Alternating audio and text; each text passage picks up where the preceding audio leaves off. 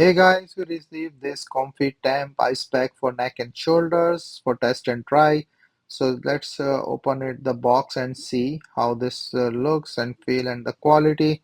So this one is a ice pack thing, so you can just put in a refrigerator or the freezer. This also can be used the cold compression, so you can just put it on your shoulder and the neck side, and then this will help. So let's just open. So the impression is a cool gel here, nice quality ice pack with the shoulder strap. So this will help in holding this well, and as you can see from this, so these are the fixed adjustable straps, and also have a front more locked gel.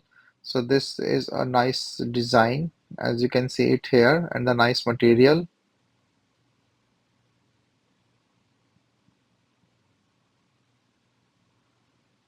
So I will just put it in the refrigerator for some time and try to put on myself.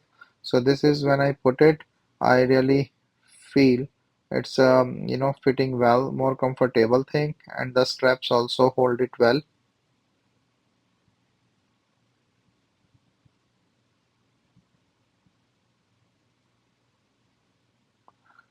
So you can adjust the straps based on your need. I just put it like one little easy, one little tight, so I can show how this compression thing work and then how you feel.